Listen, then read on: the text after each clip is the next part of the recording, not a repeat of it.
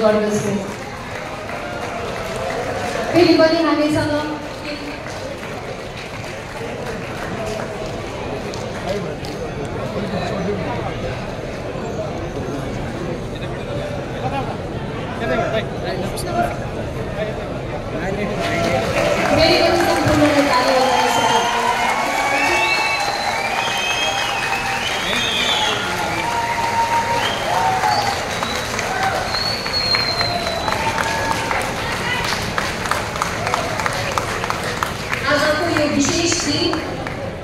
राष्ट्रिय सभा गृहमा आयोजित अवस्था बदल्न व्यवस्था किन परिवर्तन गरिनुपर्छ विषय बदल्नै पर्छ, तर त्यो परिवर्तनको सुरुवात चेतनाबाट हुन्छ।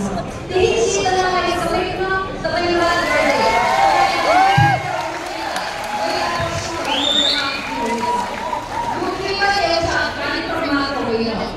प्रधानमन्त्री माननीय राजेन्द्र लिङ्गदेनज्यूलाई हार्दिक अनुरोध गर्दछु। यस कार्यक्रमका विशिष्ट आतिथ्य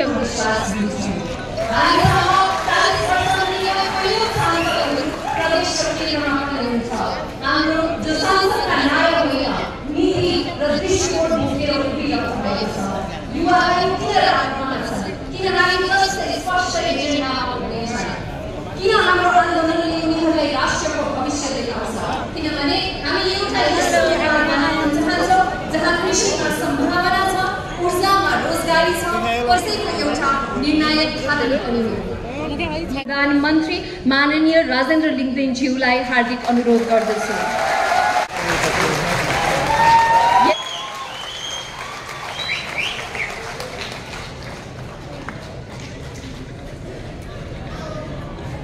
साथै यस कार्यक्रममा उपस्थित हुनुभएका यस पार्टीका पदाधिकारीज्यू, जनवर्गीय संगठनका प्रमुखज्यूहरू, माननीय ज्यूहरू, केन्द्रीय सदस्यज्यूहरू, आमन्त्रित केन्द्रीय सदस्यज्यूहरू, विभागका प्रमुखज्यूहरू, सदस्यज्यूहरू, उपस्थित सम्पूर्ण अतिथिगण तथा पत्रकार साथीहरूलाई पनि आफ्नो स्थानमा यथास्थानमा आसन ग्रहण गरी फेरि पनि राष्ट्रिय प्रजातन्त्र पार्टीको तर्फबाट म पनि यस पार्टीको 40 वर्ष मुनिको केन्द्रीय सदस्य खुशबु ओली सम्पूर्णलाई स्वागत गर्न। अब कार्यक्रमलाई सुरुवात गर्दै म राष्ट्रिय गान बजाइदिनु हुन टेक्निकल टिमलाई अनुरोध गर्दछु।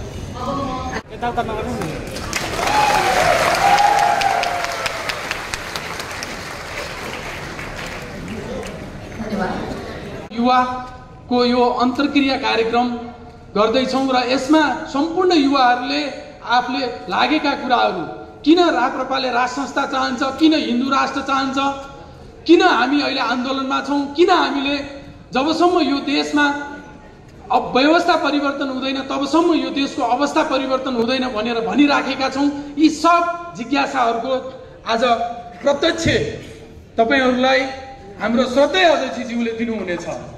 आज हामी युवा वर्ग त्यसको देशकाल परिस्थिति अनुसार दैनिक झन्डै 3-4 हजारका दरले विदेशिनु परेको बाध्यता छ।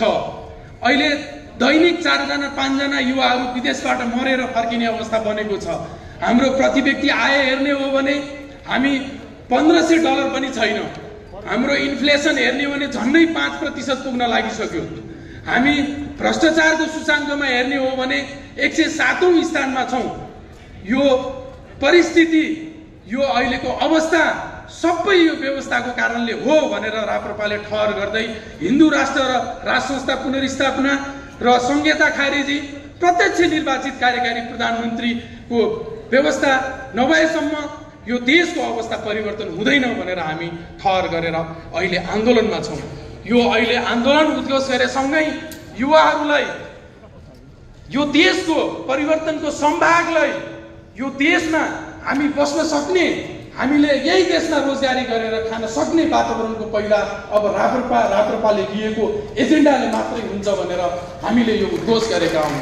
त्यो कारणले गर्दाखेरि सम्पूर्ण युवावर्ग आज यहाँ विभिन्न क्षेत्रबाट, विभिन्न पेसाबाट उपस्थित हुनुभएका युवा साथीहरूलाई निर्धक्कसँग आफूले लागेका कुराहरू, आफूलाई लागेका कौतूहलताहरू श्रद्धेय अध्यक्षसँग सोध्नुहोस् र यो देशमा किन राज संस्था आवश्यक छ, यो देशमा किन हिन्दू राष्ट्र आवश्यक छ भन्ने प्रश्न भएर यहाँबाट जानुहुन्न म सम्पूर्ण युवावर्गलाई हार्दिक अनुरोध गर्न चाहन्छु। र आज यहाँ उपस्थित हुनुहुने प्रमुख अतिथि, विशिष्ट अतिथिवर्ग, राप्रपाका पदाधिकारी, केन्द्रीय सदस्य, माननीय ज्यूहरू लगायत युवावर्ग, पत्रकार मित्र सम्पूर्णलाई हार्दिक स्वागत गर्दै यहाँबाट बिदा हुन्छु। धन्यवाद। सिद्धालो पारी तिरको छोरो मनै हो भन्नलाई आइनो भने नेपाली नभन अग्रना लाटी नभन ओ जगन्नो सेवे ससेवा नेपाली भन्नलाई सिद्धालो पारी तिरको छोरो मनै हो भन्नलाई नेपाली नभन वीरको छोरा लाटी नभन।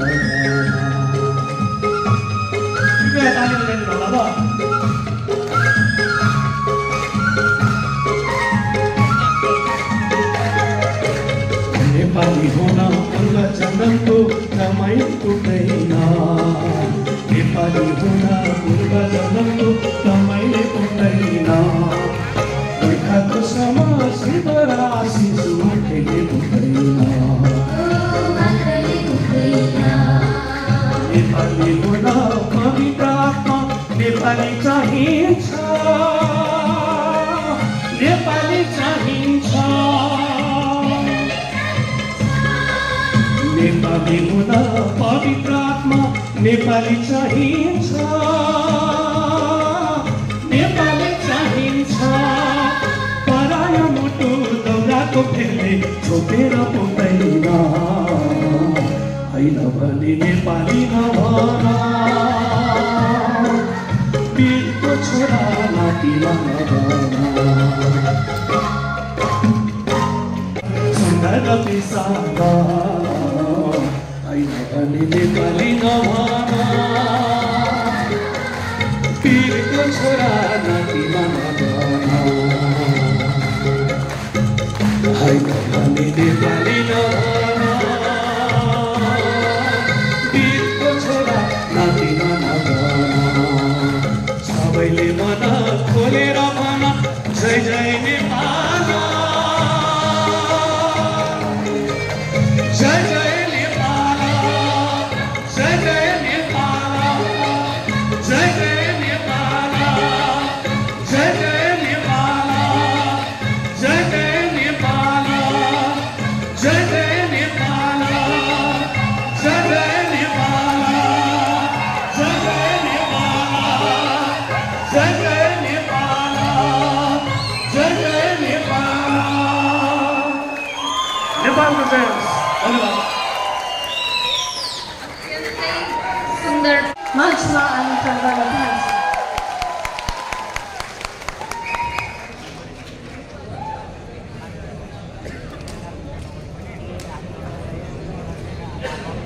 आजकै कार्यक्रमका प्रमुख अतिथि पार्टीका सर्जय अध्यक्ष माननीय राजेन्द्र प्रसाद लिङ्गदेनज्यू र त्यसै गरी पार्टीका 40 वर्ष मुनिका केन्द्रीय सदस्यज्यू र देशलाई केही गर्नुपर्छ र यो मुलुक बनाउने नै हो भने अब एकजुट बनेर अगाडि बढ्नुपर्छ भन्ने जुन आशा र अभिलाषा लिएर यहाँ उपस्थित हुनुभएका समादरणीय सम्पूर्ण मेरा समकक्षी युवा साथीहरूमा स्वीकार्नुहोस् जय राष्ट्रवाद न्यानो अभिवादन। विशेष गरेर हामी आज यो यस्तो स्थितिमा उभिएका छौँ। हामी अहिले समयको सबभन्दा बलवान घडीमा उभिएका छौँ। हामीले अहिले यतिखेर देशलाई सही मार्गनिर्देशन गर्न सकेनौँ भने मुलुक धराशयी हुने अवस्थामा छ। तपाईँलाई थाहा छँदैछ आज देशको सार्वजनिक ऋण मात्रै 27 खरब पुगेको छ। एक वर्षमा 8 लाखभन्दा बढी युवाले देश छोड्नुपर्ने बाध्य छन्।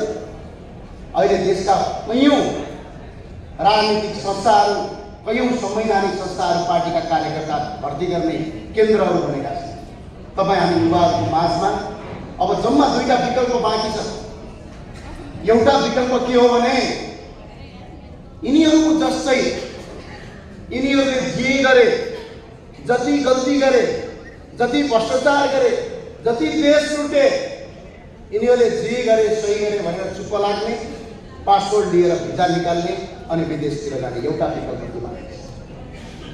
अर्को विकल्प यो छ यिनीहरूले जे गरे, खराब गरे, भ्रष्ट गरे, यी भ्रष्टाचारीहरूका विरुद्धमा यो नेपाल आमाको खातिर एकजुट भएर यिनीहरूका विरुद्धमा सङ्घर्ष गर्ने एउटा हामीले अठोट गरेका छौँ। यो आजको सभाबाट हामीले यो अठोट गरेका छौँ कि हामी दोस्रो विकल्पमा जानेछौँ।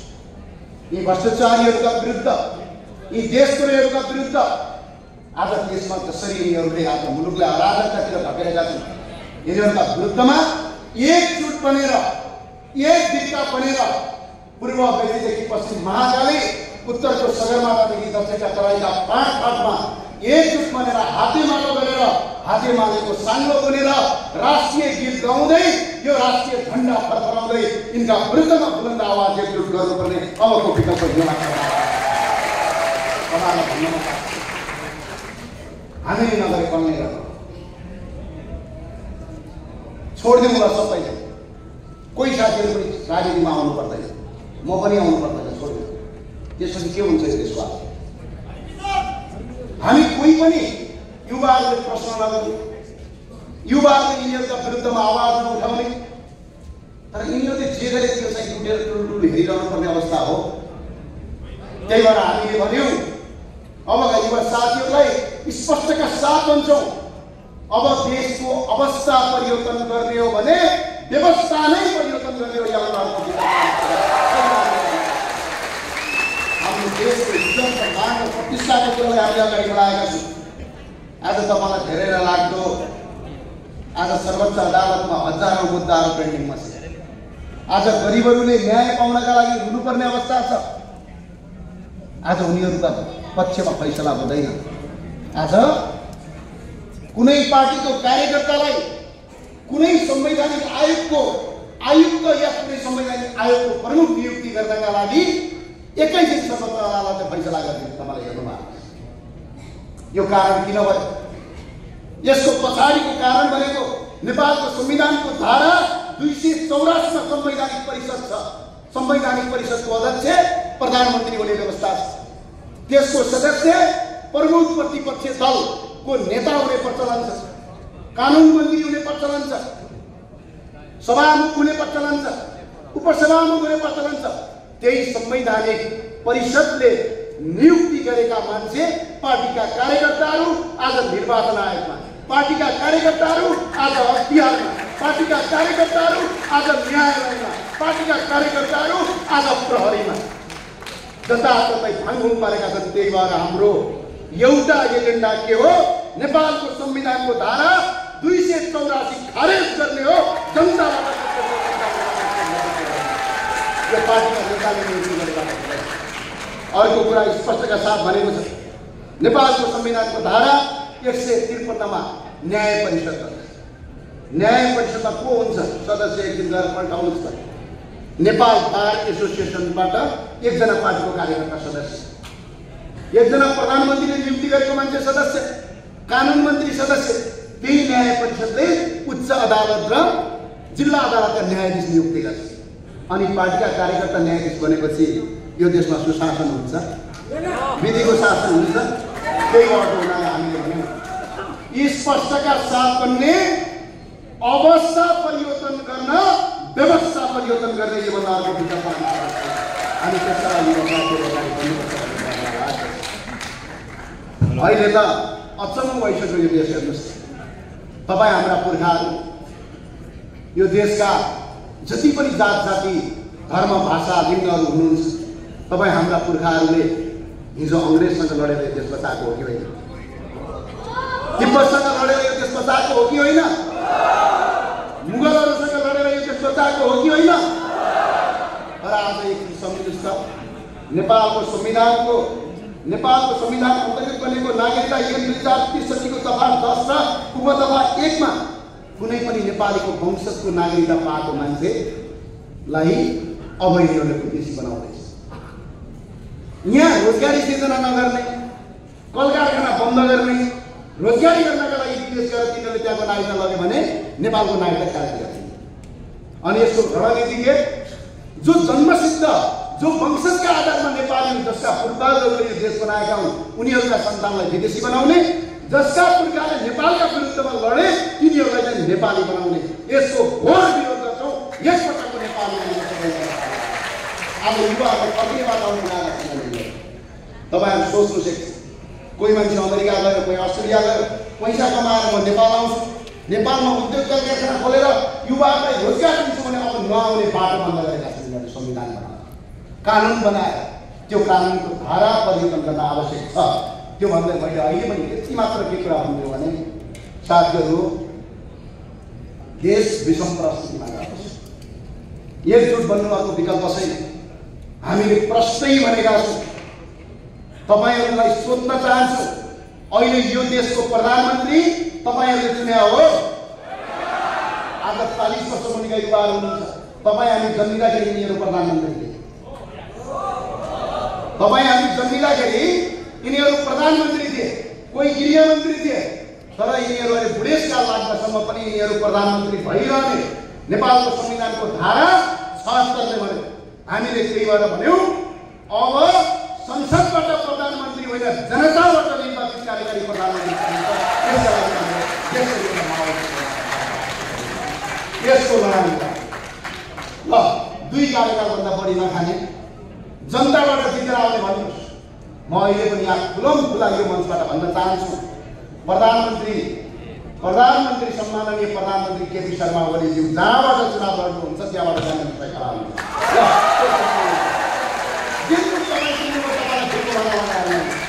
तर प्रत्यक्ष निर्वाचित कार्यकालमा तमाम युवाहरू खडा हुन्छन् यो देशमा। अब एउटा सांसद जितेर आउने यहाँ प्रधानमन्त्री बनिरहने यो व्यवस्थाले देश बन्दैन। अर्को हामीले स्पष्ट भन्यौँ प्रदेश संरचना पालेर अब देश बन्दैन साथी हो। 26 खर्ब ऋण पुग्यो, अहिले 27 खर्ब भइसक्यो। साना छोटा मोटे सबलाई पालेर मन्त्री र तपाईँको मुख्यमन्त्री बनाउनु परेको छ। त्यही भएर प्रदेश संरचना खारेज गर्नु अबको विकल्प हो। अबको आन्दोलन प्रदेश संरचना खारेज गर्ने आन्दोलन हो। अर्को हामीले एजेन्डा स्थापितका साथ भनेका छौँ साथीहो, हामीले प्रश्नका साथ राखेका छौँ राष्ट्रपति जनताले चुन्या हो। खै कतिले चुन्या हो कि हाम्रो ठाउँ त तपाईँले चुन्या हो राष्ट्रपति। अनि यो चाहिँ किन भन्छन् त राष्ट्रपति जनताले चुनेको? एउटा सांसद चुन्या हो। राष्ट्रपतिले नेपालको राष्ट्रिय एकता कायम गर्न सक्छन्। स्विजरल्यान्ड जानुभयो कस्तो, तर राजा हाम्रो भुटान जानुभयो कस्तो भयो हेर्नुहोस्। त्यही भएर राष्ट्रपतिलाई हटाउने राजा ल्याउने यो अभियान हो। अर्को हामीले भनेका छौँ हिन्दू बुद्ध किराँत सहितको वैदिक सनातन हिन्दू अधिराज्य हाम्रो पहिचान हो। त्यो पहिचान स्थापित गर्छौँ हामीले यसका साथ अगाडि बढेका छौँ। धेरै लामो साथीहरू आज प्रधानमन्त्रीजीलाई अहिले प्रधानमन्त्रीजीले भर्खरै एउटा अराजकताको प्रकाशमा प्रधानमन्त्रीजीले आज एउटा हिजो मात्र एउटा अभिव्यक्ति सार्वजनिक गर्नुभएको छ। म आज प्रधानमन्त्री केपी शर्मा ओलीज्यूलाई यहीँबाट भन्न चाहन्छु 15 गते चैत 15 गतेको यसको मुख्य नायक तपाईँ रहेछ भनेर प्रमाणित भयो।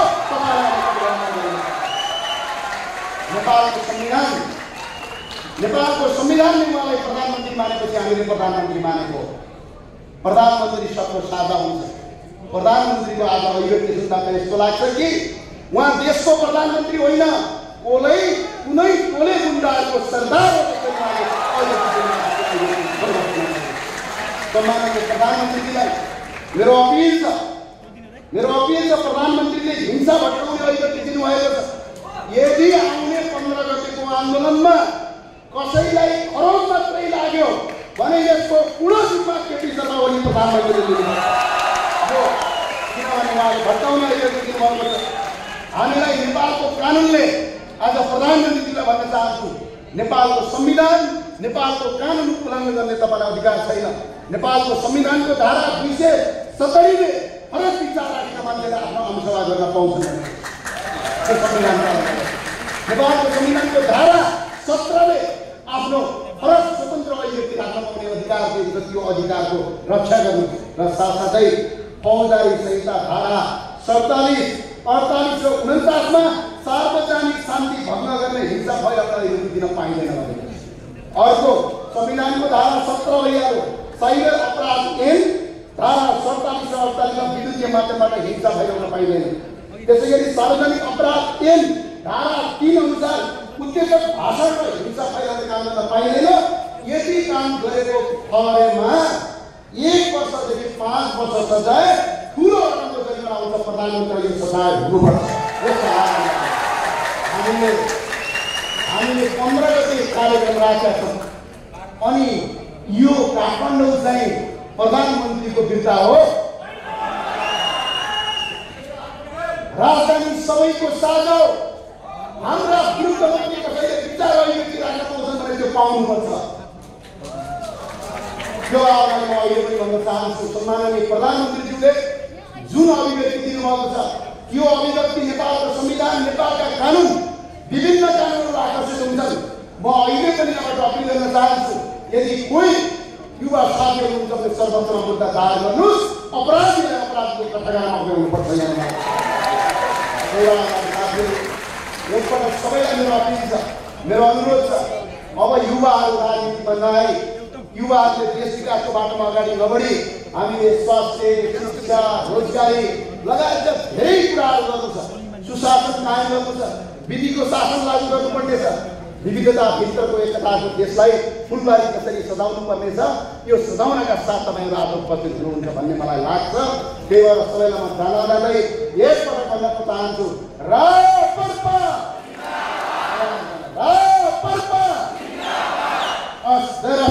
नेपाल। धन्यवाद।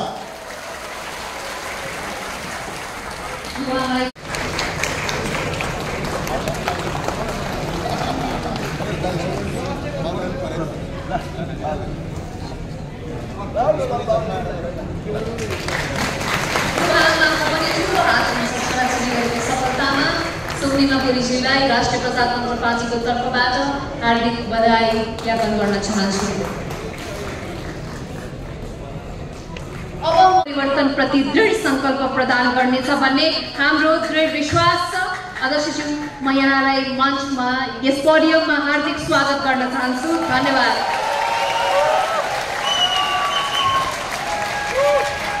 राष्ट्रिय प्रजातन्त्र पार्टीका 40 वर्ष मुनिका केन्द्रीय नेता यति पनि पुग्छ होला,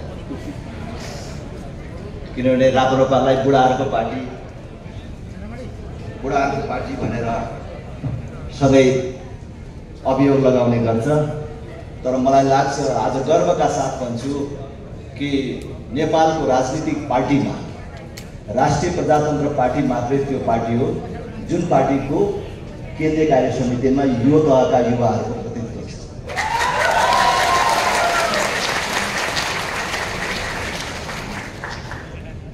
उपस्थित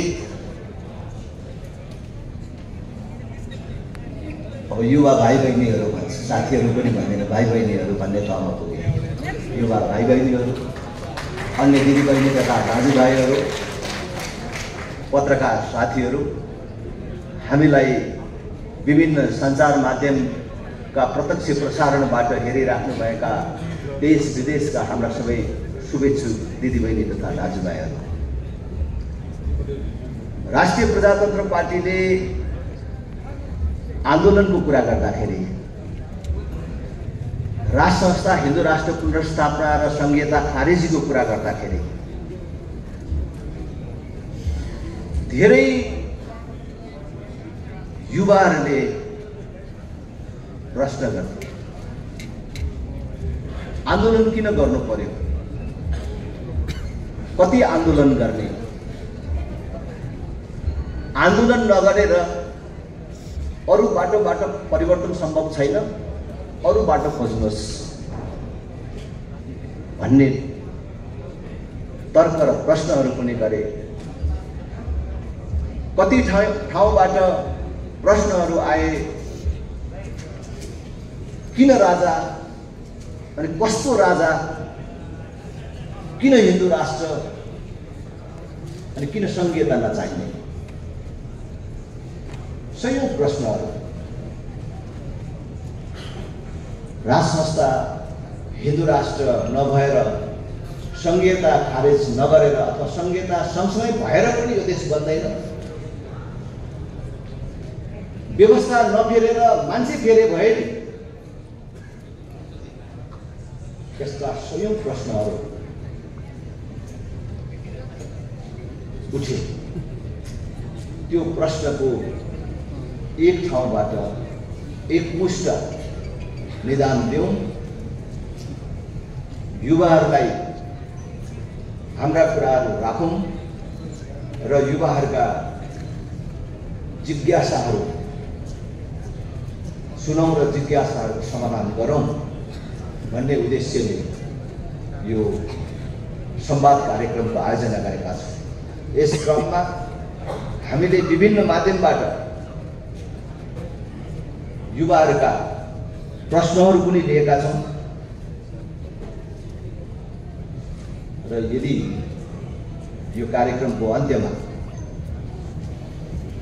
सहभागीहरूले केही कुराको केही प्रश्नको जवाब छुट्यो भन्ने ठान्नुभयो भने हामीले फ्लोरबाट पनि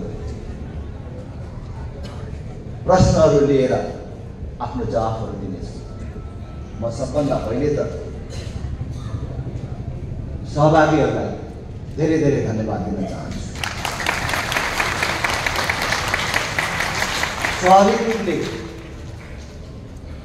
राष्ट्रिय प्रजातन्त्र पार्टीको आयोजनामा यो कार्यक्रम सम्पन्न हुन लागेको अथवा यो कार्यक्रम अगाडि बढिराखेको सन्दर्भमा राष्ट्रिय प्रजातन्त्र पार्टी निकट रहेका र राष्ट्रिय प्रजातन्त्र पार्टीका शुभेच्छुकहरू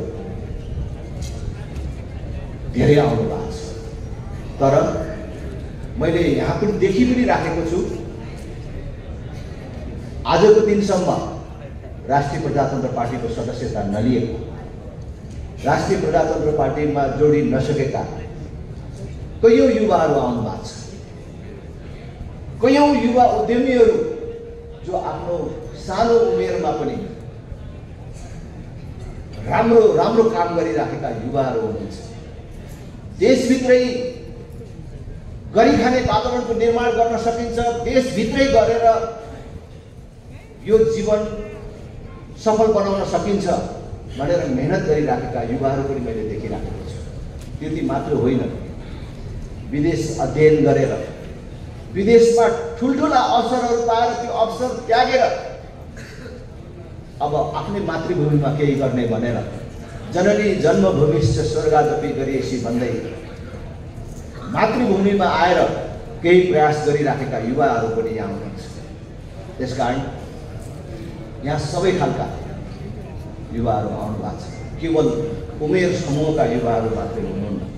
म फेरि पनि भन्छु, उद्यमशीलता सँगै अगाडि बढिराखेका युवाहरू हुनुहुन्छ, प्रयत्न गरिराखेका युवाहरू हुनुहुन्छ। तपाईँहरूले आज हामीलाई सुन्न आउनुभयो, हामीलाई सुन्न लायक ठान्नुभयो। किनभने अहिले पार्टी भनेपछि, नेता भनेपछि युवाहरूमा एक प्रकारको वितृष्णा छ। राजनीति भनेपछि, नेता भनेपछि नसुन्ने भन्ने धारणा विकसित हुँदै गएको छ। यस्तो बेला तपाईँहरूले हामीलाई सुन्न आइदिनु भयो, फेरि पनि म धेरै धेरै धन्यवाद भन्न चाहन्छु। हामीले आम जनतासँग पनि यस प्रकारका संवाद र कुराकानीहरू गरिराखेका छौँ। विभिन्न कार्यक्रमहरू मार्फत हामीले आम जनतासँग संवादहरू गरिराखेका छौँ। तर आज युवालाई नै हामीले किन रोज्यौँ, युवालाई नै हामीले किन आमन्त्रण गर्यौँ भन्दाखेरि यो देश बिग्रियो भने अब केपी ओलीको के बिग्रिन्छ होला त? यो देश बिग्रियो भने शेरबहादुर देउवाको के बिग्रिन्छ होला, अथवा प्रचण्डको के बिग्रिन्छ होला? यो देश बिग्रियो भने तपाईँ युवाको भविष्य बिग्रिने मलाई लाग्छ। यो देशको भविष्यसँग आजका युवाको भविष्य गाँसिएको छ। त्यसकारण देश बर्बाद हुन लागेको, देश बिग्रन लागेको र देश सँगसँगै तपाईँको भविष्य बिग्रन लागेको कुरा तपाईँ युवालाई जानकारी गराउँ र तपाईँ युवालाई आफ्ना कुरा भनौँ भनेर हामीले तपाईँ युवालाई आमन्त्रण गरेका छौँ। म फेरि पनि भन्छु, यो देश बिग्रियो भने नेताहरूको केही बिग्रिँदैन, तपाईँहरूको भविष्य बिग्रिने वाला छ। तर आज जसको भविष्य खतरामा छ त्यही युवा पुस्ता एक थरी बिहे गरेको भोलिपल्ट श्रीमती र बाबुआमाको काख छोडेर देश छोड्न बाध्य छ। अर्को थरी युवा जो भर्खर +2 पास गरेको छ र ऊ आधुनिक शिक्षा लिएर भविष्यमा एउटा सफल व्यक्ति बन्न चाहन्छ, तर उसले खोजेको जस्तो शैक्षिक गुणस्तर उसले देशभित्र पाउँदैन, देशभित्र पढ्ने वातावरण बन्दैन र जसरी पनि देश छोड्न तयार छ भने अर्को थरी युवा छ जो +2 पास गरेपछि आफ्नो शैक्षिक भविष्य अगाडि बढाउन सक्ने अवस्थामा छैन, देशभित्र वातावरण छैन, बरु एकचोटि वैदेशिक रोजगारीमा जान्छु, एकचोटि वैदेशिक रोजगारीमा गएर आउँछु। परिवारले भन्छ बिहे गरेर जा, बुहारी दिएर जा। ऊ भन्छ एकचोटि विदेश जान्छु अनि आएर मात्रै बिहे गर्छु भन्छ। विदेश जान्छ, 3 वर्षपछि फर्केर आउँछ, बिहे गर्छ। बिहे गरेपछि अब एउटा घर बनाएपछि मात्रै विदेश छोड्नु पर्ला भनेर एउटा घर बनाउने सपना बोकेर फेरि विदेश यात्रा सुरु गर्छ। घर पनि बन्छ, आउँदा जाँदा छोराछोरी पनि हुन्छ, अनि फेरि छोराछोरी पढाउने भनेर उसको विदेश यात्राले निरन्तरता प्राप्त गर्छ, विदेश यात्रालाई निरन्तरता दिन्छ। यसरी थरी थरी तरिकाबाट अनेक प्रकारबाट युवाहरूको ठुलो हिस्सा विदेशतर्फ छ। मैले भनेको होइन, सरकारी तथ्याङ्कले भनेको 60 लाखभन्दा बेसी युवाहरू त्यसरी वैदेशिक रोजगारीमा छन्, विदेशमा छन्। यो त वैदेशिक रोजगार विभागमा नाम लेखाएर जानेहरूको मात्रै कुरा हो। तर अहिले तपाईँहरूले सुनिराख्नु भएको छ, दिनमा 50 लाख एउटा मन्त्रीलाई घुस खुवाउन पुग्ने गरी पैसा उठाउन पुग्ने गरी भिजिट भिसाको नाममा गइराख्ने युवाहरूको त यसमा कुनै हिसाब किताब छैन। यो साकेला आफ्नो गल्ती छ भने जुन देशको जनसङ्ख्या 3 करोड पुगेको छैन त्यो देशको 60 लाखभन्दा बेसी युवाहरू विदेशमा छन् भने देशको अवस्था के होला? रहेका युवाहरूमा पनि सबै बिग्रेका छन् भनेर त भन्दैन, तर ठुलो हिस्सा दोहोऱ्याएर भन्छु ठुलो हिस्सा लागु औषध दुरुपयोगको शिकार छ। त्यो सीमा क्षेत्रमा मात्र होइन, हामीले अस्ति कर्णाली यात्रा गरेका थियौँ, सुदूरपश्चिम यात्रा गरेका थियौँ। हामीले कर्णाली यात्राको क्रममा जुम्लामा, मुगुमा, कालीकोटमा त्यहाँका सुरक्षाकर्मीहरूसँग सोध्यौँ समस्या के छ, यहाँका समस्याहरू के हुन्, सुरक्षा समस्याहरू के हुन् भन्दाखेरि प्रमुख रूपमा लागु औषध दुर्व्यसन। यो दुर्व्यसन 12 पर्सामा मात्रै होइन, झापा कैलाली कञ्चनपुरमा मात्र होइन, हाम्रा सुदूर गाउँहरूसम्म पुगेको छ। थोरै युवाहरू मैले अघि भने जस्तो उद्यमशीलतासँग गाँसिनु भएको छ, केही गरिराख्नु भएको छ, आशा जगाउने काम गरिराख्नु भएको छ। तर बाँकी रहेका फेरि अर्को थरी युवाहरू छ जो मैले अघि भने जस्तै यो देश बिग्रिँदा उसको भविष्य बिग्रिने हो, तर ऊ राजनीतिप्रति पूर्ण रूपले विमुख छ। वितृष्णा राख्छ मात्र होइन, उसलाई राजनीतिको कुरा गर्यो भने उसले छ्या भन्छ, राजनीति मन पर्दैन भन्छ। र चुनाव आयो भने मोटरसाइकलमा कसले तेल हालिदिन्छ,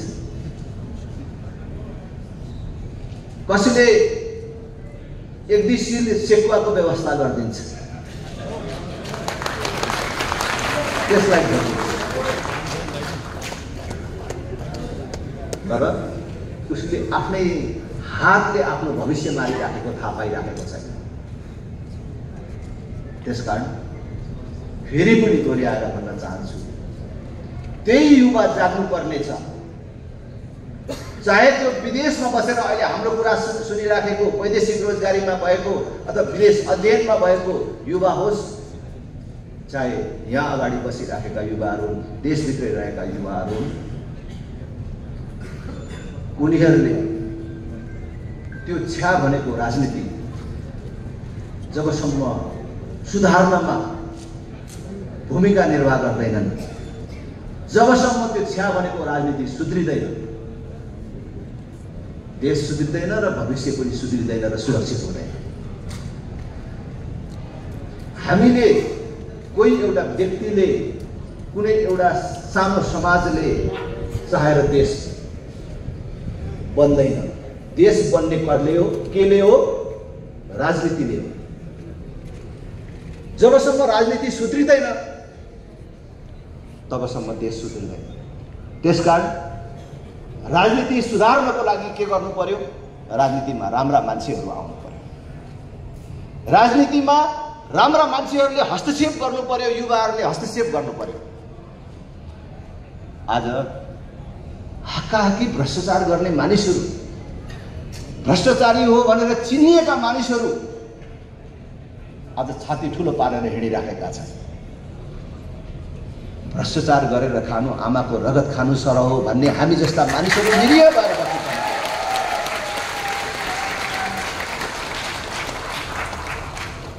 हरेक नागरिकलाई थाहा छ यी मानिसहरू भ्रष्टाचारी हुन्, यो देशलाई बन्धक बनाउने यिनै हुन्, यो देश बन्न नदिने मानिस यिनै हुन् भन्ने थाहा छ। तर आज हामी संवेदना शून्य भयो। यो यस्तै हो, नेताले यस्तै गर्छ, उनले मात्रै कहाँ गरेको छ त, उनले अर्कोले पनि गरेको थियो। नेता भएपछि यस्तै गर्ने हो भन्ने भाष्य निर्माण गर्न थाल्यो। त्यसकारण आज यो कार्यक्रम मार्फत देशका युवाहरूलाई हामी आह्वान गर्न चाहन्छौँ। युवाहरू राजनीतिबाट भाग्नु भएन, राजनीतिलाई छ्या भन्नु भएन। राजनीतिमा युवाहरू हस्तक्षेपकारी ढङ्गले आउनु पर्यो। आफ्नो र देशको भविष्य मर्दै गएको ठुलो ठुलो हेरेर बस्नुभन्दा त्यो भविष्य मर्न नदिनको लागि हस्तक्षेपकारी ढङ्गले आउनु पर्यो। त्यसकारण म युवाहरूलाई आह्वान गर्न चाहन्छु, युवाहरू राजनीतिमा आउनुहोस् र राजनीतिमा हस्तक्षेपकारी ढङ्गले आउनुहोस्। प्रजातन्त्र, लोकतन्त्र, गणतन्त्र जे नाम दिए पनि 46 सालको राजनीतिक परिवर्तनपछि तिनै राजनीतिक पार्टीहरू छन्। त्यही काङ्ग्रेस, त्यही एमाले, त्यही माओवादी। अब नेता पनि मैले नाम भन्नु पर्दैन, माथि गएका बाहेक, दिवंगत बाहेक उही नेताहरू छन्, उही मानिसहरू छन् र घुमिफिरी 3 दशकदेखि देश उनीहरूले बन्धक बनाएर राखेका छन्। पहिले छातीमा हात राखेर आँखा सिम्म गरेर एकछिन सम्झ्यो भने त्यो राप्रपाका समर्थक होइन, काङ्ग्रेस एमाले माओवादीलाई भोट दिँदै गरेका काङ्ग्रेस एमाले माओवादी सम्बद्ध युवाहरूले पनि सोच्यो भने यिनै पार्टी, यिनै नेतालाई अरू 5 वर्ष होइन, अरू 10 वर्ष अथवा उनीहरूलाई बाँचिन्जेल यो देश चलाउन दियो भने पनि यो देश बन्नेवाला छैन। यो आत्माले भन्छ।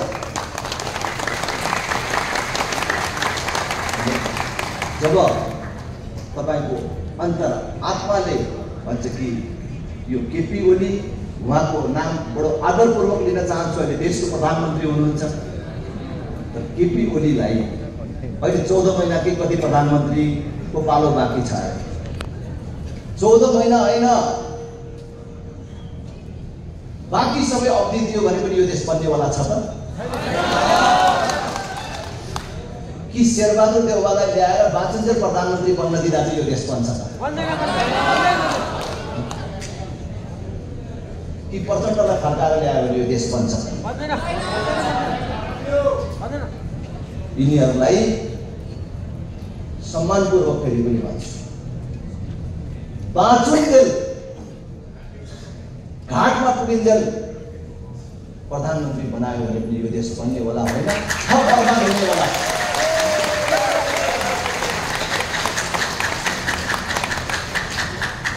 त्यति मात्र होइन, त्यो काङ्ग्रेस एमाले माओवादी भन्ने पार्टीको म आलोचना गर्न चाहन्न, तर तपाईँ हेर्नुहोस् त त्यो पार्टीको पनि परसम्मको नेता हेर्नुहोस्, त्यो पार्टीको कुन चाहिँ मान्छे आयो भने चाहिँ यो देश बनाउँछ होला? कुनै आशा छ? जब परिणाम सार्वजनिक छ, के हुन्छ भन्ने कुरा सबलाई थाहा छ, उनीहरूले के गर्छन् भन्ने कुरा थाहा छ भने हामीले हाम्रो उमेर त्यतिकै बर्बाद गर्ने? देश बर्बादीमा युवाहरू सहभागी हुने त कि युवाहरूले केही गर्ने? केही कुरा हामी युवाहरूलाई सोध्न चाहन्छौँ। नेपालको 3 ठुला परिवर्तनहरू 2007 सालको, 2046 सालको र 65-63 को 3 आन्दोलन भोटबाट भएको छैन। कतिले हामीलाई भन्छन् नि चुनाव जितेर परिवर्तन गर्नु नि भनेर भन्छ। हामीले चुनाव लडेको परिवर्तन र आन्दोलनको लागि, वातावरण बनाउनको लागि। तर परिवर्तन आन्दोलनले नै गर्ने हो, किनभने सालको परिवर्तन पनि चुनावबाट भएको होइन, 46 सालको परिवर्तन पनि चुनावबाट भएको होइन, 62-63 को परिवर्तन पनि चुनावबाट भएको होइन, आन्दोलनबाट भएको। त्यसकारण हामीले आन्दोलनको कुरा गर्छौँ र त्यो आन्दोलन शान्तिपूर्ण हुन्छ, अहिंसात्मक हुन्छ। कति मानिसहरूले विगतका आन्दोलनहरूको पृष्ठभूमिमा हत्या, हिंसा, आतंक, ढुङ्गा बुढा, रेनिङ, भाषाभाष, सार्वजनिक सम्पत्तिको तोडफोड देखेको हुनाले आन्दोलन भनेपछि त्यही हुन्छ। त्यस्तो हिंसात्मक कार्य गर्नु हुँदैन, त्यस्तो आन्दोलन गर्नु हुँदैन भनेर कतिले भन्छन् भने कति मानिसहरू हामीलाई उक्साउँछन् तोडफोड नगर्ने हो भने, 2-4 मान्छे नमार्ने हो भने के आन्दोलन भनेर भन्छ। तर हामी शान्तिपूर्ण आन्दोलनको पक्षमा छौँ, अहिंसात्मक आन्दोलनको पक्षमा छौँ, सत्याग्रहको पक्षमा छौँ। भारतमा विद्यार्थीहरूले इतिहास पढेर र अग्रजहरूले एकचोटि इतिहासको स्मरण गरेर पुग्छ कि 190 वर्ष पुरानो ब्रिटिस शासन भद्र अवज्ञाको बाटोबाटै अन्त्य भएको, अहिंसाको बाटोबाटै अन्त्य भएको। यो नाथे गणतन्त्र 2 दशक पुगेको छैन। शान्तिपूर्ण ढङ्गले नै हामी लाखौँ जनता सडकमा आयो भने एकै दिनमा समाप्त हुन्छ। हामीले एउटा दिन आउनु पर्दैन।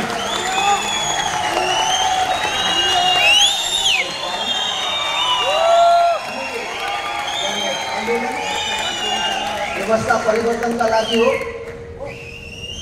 र त्यो आन्दोलन शान्तिपूर्ण र अहिंसात्मक हुन्छ र हामीले अहिंसात्मक आन्दोलनको बाटोबाटै परिवर्तन खोजेका छौँ। हामीले यो जुन देशको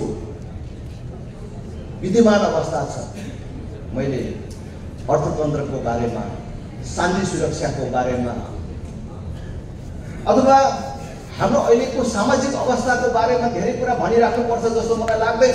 कि आज हरेक नेपालीकोमा यदि छातीमा यस्तो लगाएर जाँच्ने यन्त्र हुनु हो, थाहा पाउने त्यस्तो कुनै व्यवस्था हुनु हो भने, विधि हुनु हो भने,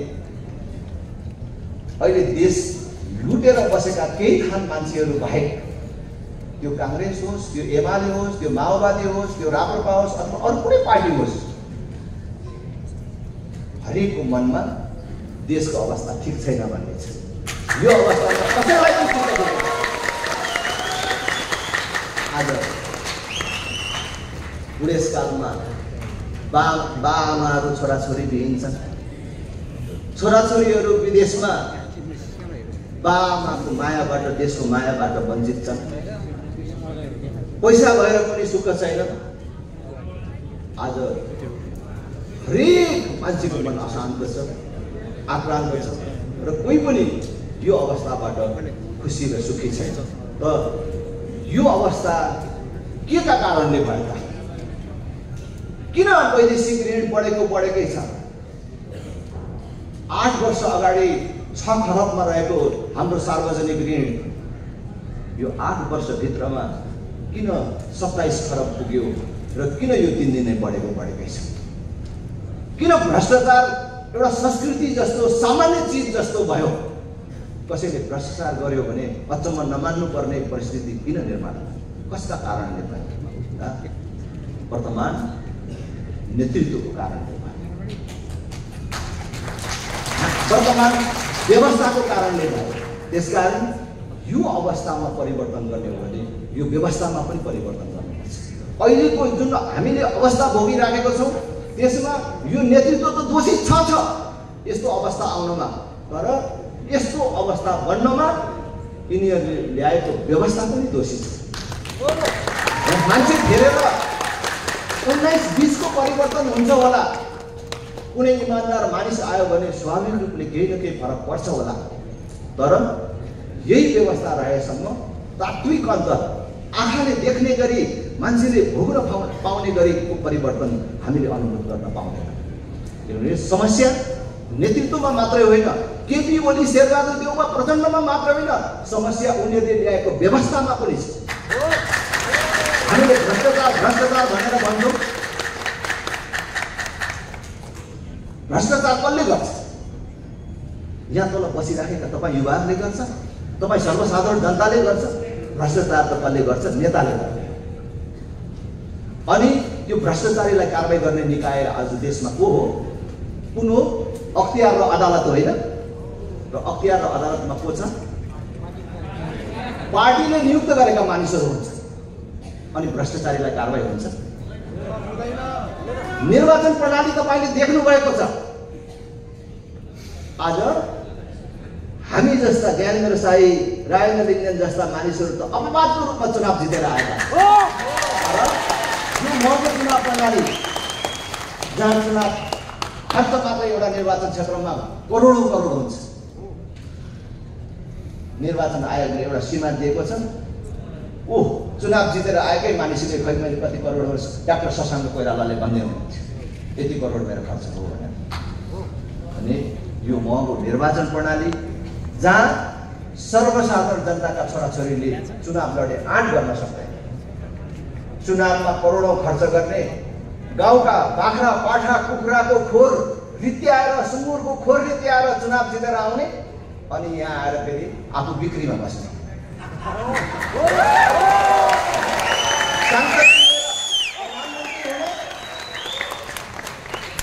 अनि पार्टीलाई र नेतालाई पैसा बुझाएर मन्त्री हुने, अनि नीतिगत निर्णयको नाममा देशलाई लुटेर बस्ने। तपाईँलाई थाहा छ अहिले ठुल्ठुला भ्रष्टाचार काण्डमा अपवादको रूपमा गुट मिलेन विपक्षीको पर्यो भने केही नेताहरू पनि कारबाहीमा परेका छन्। नत्र कोही नेता कारबाहीमा परेको देख्नु भएको छ? आज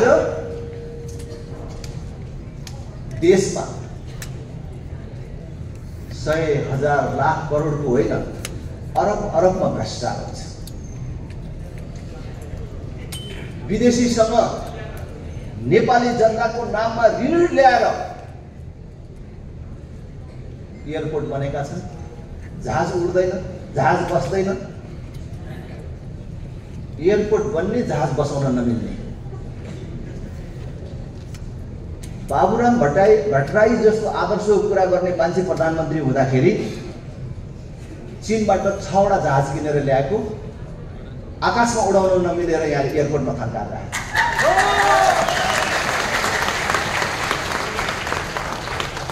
कसैलाई कारबाही गरेको देख्नु भएको छ? कोही प्रधानमन्त्री कारबाहीमा परेको देख्नु भएको छ? ललितका निवासमा प्रधानमन्त्रीहरू थिएनन्। कुन पार्टीको थिएन होला भन्नुहोस् न? कुन पार्टीको नेता थिएन? खै नेता परे?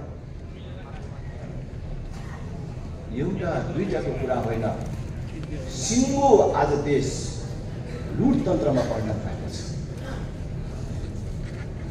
हेर्नुहोस् त, देश यस्तो समस्यामा परेको बेला पनि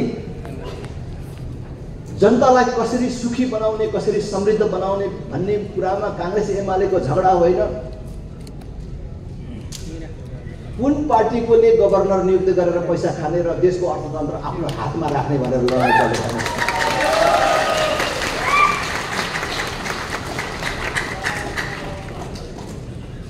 संवैधानिक अङ्गहरूमा दलीय भागभण्डाको आधारमा नियुक्ति हुने, देशका प्रमुख पदहरू पार्टीको भागभण्डाको आधारमा नियुक्ति हुने, अनि त्यो व्यवस्था रहेसम्म देशमा कसरी परिवर्तन सम्भव छ? त्यसैले हामीले यो अवस्था परिवर्तनको लागि यो व्यवस्थै फ्याक्नुपर्छ, यो व्यवस्थै परिवर्तन गर्नुपर्छ।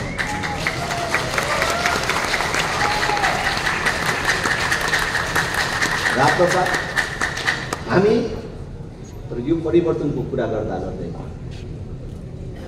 3टा कुरामा हामी सचेत छौँ।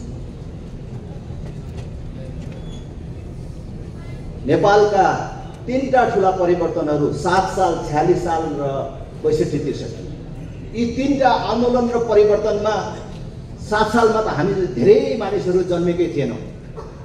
अहिले यो युवाहरूको बेलामा हाम्रो अभिभावकको रूपमा कोही आउनुभयो, एक दुई मानिसहरू अपवादको रूपमा 7 साल अगाडिका मानिसहरू हुनुहुन्छ भने बेग्लै कुरा हो।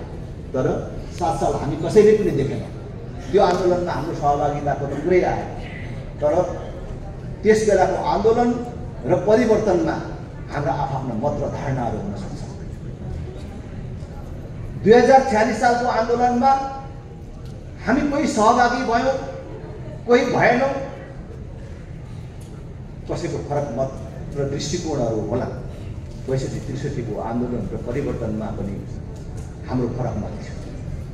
हामी त्यसको विपक्षमा थियौँ। तर पनि ती 3टा परिवर्तनका 3टा महत्त्वपूर्ण उपलब्धिहरू 7 सालले प्रजातन्त्र, 2046 सालले बहुदलीय व्यवस्था र 62-63 को राजनीतिक परिवर्तनले समावेशी समानुपातिकता, यस्ता जुन महत्त्वपूर्ण उपलब्धिहरू देशलाई दिएको छ त्यसलाई जोगाएर अरू नमिलेका विषयहरू मिलाएर देशको व्यवस्थामा परिवर्तन गर्ने भनेको आज हेर्नुहोस् हाम्रो जस्तो सानो देशमा 36,000 भन्दा बेसी जनप्रतिनिधिहरूको संख्या छ। वडा सदस्यदेखि लिएर राष्ट्रपति उपराष्ट्रपति मात्रै होइन, पूर्व राष्ट्रपति पूर्व उपराष्ट्रपतिसम्मलाई जनताले महँगो कर तिरेर विदेशीसँग ऋण लिएर तलबभत्ता पाउनुपर्ने अवस्था छ। त्यसको अन्त्य हुनुपर्छ भनेका छ। त्यसका लागि हामीले प्रदेश तहको खारेजी हुनुपर्छ। केन्द्र होस् बलियो स्थानीय तह हो। सांसदहरूको सङ्ख्या पनि घटाउनु पर्यो, स्थानीय तहहरूको सङ्ख्या पनि घटाएर स्थानीय तहलाई ठुलो र शक्तिशाली बनाउनु पर्यो। यत्रो धेरै जनप्रतिनिधिहरूको सङ्ख्या यति सानो देशले धान्न सक्दैन भनेर हामीले प्रदेशको खारेजीको कुरा उठाएका छौँ। हामीले जो राष्ट्र संस्थाको कुरा गरिराखेका छौँ, कतिलाई चाहिँ सक्रिय राष्ट्र संस्थाको कुरा गरेको हो कि राजतन्त्रको कुरा गरेको हो कि भन्ने भ्रमहरू पनि छ। र खास गरी हाम्रा विपक्षी पार्टीहरूले प्रचार गर्दाखेरि त्यो अर्थमा त्यो परिभाषामा उनीहरूले प्रचार गर्छ। तर म युवा समुदायलाई भन्न चाहन्छु, हामीले परिकल्पना गरेको राष्ट्र संस्था भनेको पूर्ण संवैधानिक राष्ट्र संस्था, संविधानको परिधिभित्र रहने अभिभावकीय संस्थाको रूपमा त्यो राष्ट्र संस्थालाई हामीले कल्पना गरेका हौँ। जनताबाट प्रत्यक्ष निर्वाचित कार्यकारी प्रधानमन्त्री हुन्छ र अभिभावकीय संस्थाको रूपमा राजा रहने व्यवस्था हुन्छ। राजा चुनावको राजनीतिभन्दा माथि हुन्छ, दलगत राजनीतिभन्दा माथि हुन्छ। राजालाई चुनाव लड्नु पर्दैन, राजालाई भोट दिनु पर्दैन र देश भएन भने उसको उत्तराधिकारी राजगद्दीको मालिक हुन पाउँदैन अथवा राजगद्दीमा बस्न पाउँदैन। त्यसकारण उसले सबै जनतालाई गर्ने व्यवहार पनि समान हुन्छ र देशभक्तिको हिसाबले पनि पार्टीको नेताभन्दा ऊ बेसी देशभक्त हुन्छ र उसले सबभन्दा बेसी देशलाई माया गर्छ।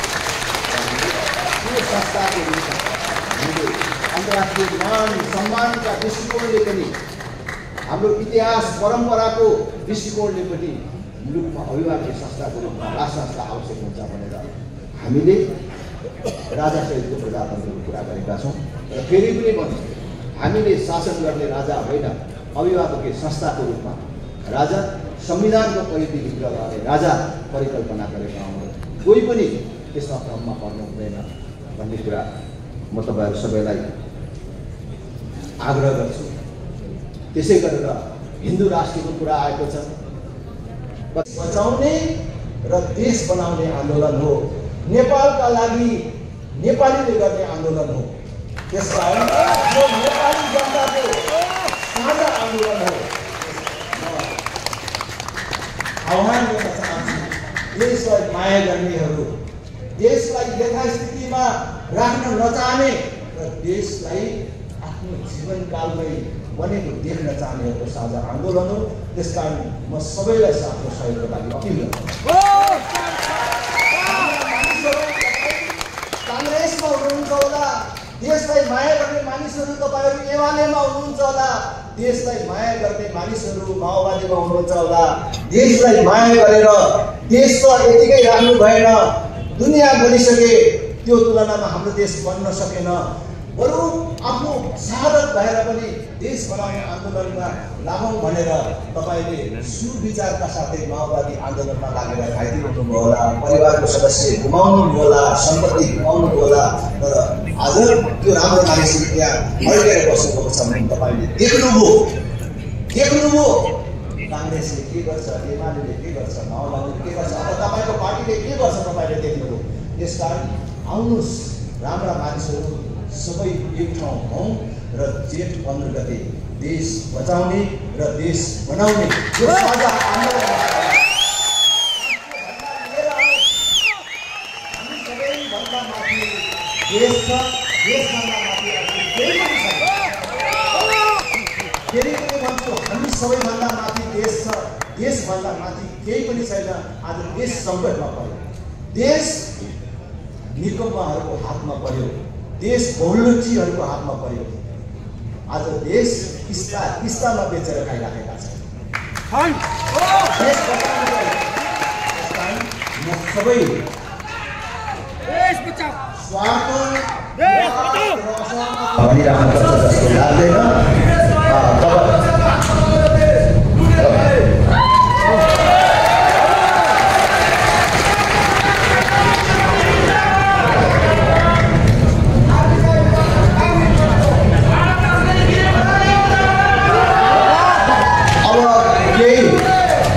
प्रश्नहरू जिज्ञासाहरू छन् भने त्यसलाई हामीले संक्षेपमा लिन्छौँ, नत्र भयो भने मेरो आफ्नो भनाइ यही गर्छु।